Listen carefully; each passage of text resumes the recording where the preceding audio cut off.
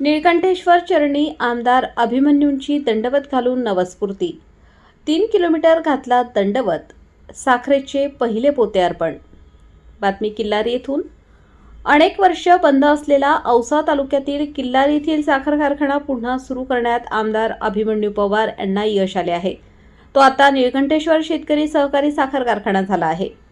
आमदार अभिमन्यू पवार यांनी शनिवार दिनांक 6 डिसेंबरच्या पहाटेच्या सुमारास तब्बल 3 किलोमीटर दंडवत घालत निळकंठेश्वर मंदिरात साखरेचे पहिले पोते अर्पण करून नवस्फूर्ती केली.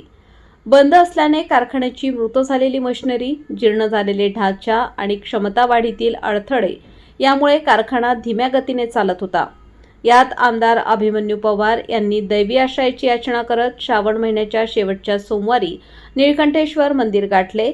कारखाना वेळेत सुरू झाल्यास साखरेचे पहिले पोते दंडवत घालत येऊन वाहीन अशी प्रार्थना केली होती.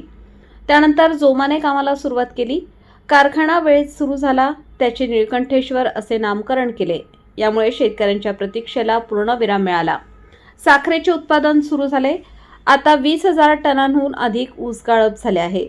त्यामुळे शनिवार दिनांक 6 डिसेंबर रोजी पहाटेच आमदार अभिमन्यू पवार यांनी आपला नवस पूर्ण करत कारखाना ते निळकंठेश्वर मंदिर असा जवळपास 3 किलोमीटरचा साष्टांग दंडवत घालण्यास सुरुवात केली.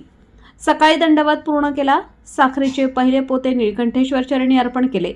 त्यांच्या समवेत त्यांच्या पत्नी शोभा पवार, ॲडव्होकेट परीक्षित पवार यांच्यासह भाजपचे पदाधिकारी व कार्यकर्ते, निळकंठेश्वर भक्त मोठ्या संख्येने उपस्थित होते. हा प्रवास केवळ नवस्फूर्तीचा नव्हता, तर शेतकरी बांधवांसाठी लढणाऱ्या लोकप्रतिनिधीच्या कृतज्ञतेचे, श्रद्धेचे आणि जबाबदारीचे प्रतीक ठरला.